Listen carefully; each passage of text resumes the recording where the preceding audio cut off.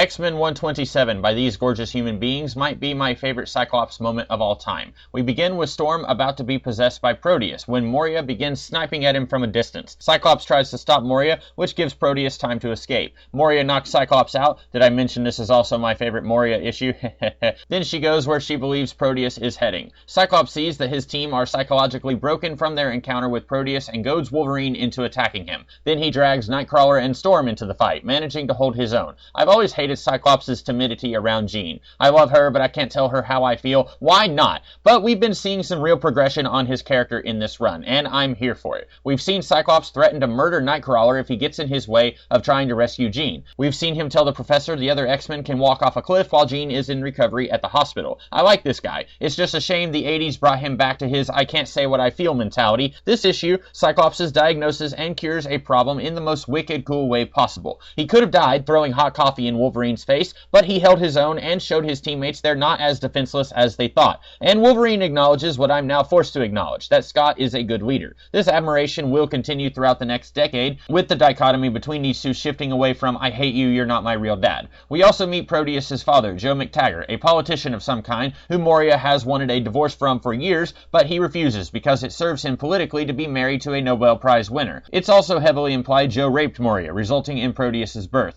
I'm surprised to see this in a comic from the 1970s, when the comics code was still somewhat strict on content it would allow. But I suppose since it's just vague enough on the language used, that's why this passed through. This comic doesn't linger on the topic of Moria's rape. Again, I doubt the code would allow that. But much in the same way the X-Men seemed broken but recovered from their encounter with Proteus, we indirectly see a parallel with Moria. She is rightly still very upset about how this man has tried to ruin her life, but she's not a passive bystander lingering on the tragedies of her past. She's still willing and able to grab the bull by the horns. That's a good parallel. While the comic does more or less tastefully touch on this heavy topic, it dives right into the ew, I don't know about that when Proteus possesses Joe McTaggart. Up until now, it seemed like Proteus retains his own autonomy when he possesses one of his victims. But now we're told every time he possesses someone, he gains their memories. And since Joe McTaggart has a possessive desire over Moria, so does her son.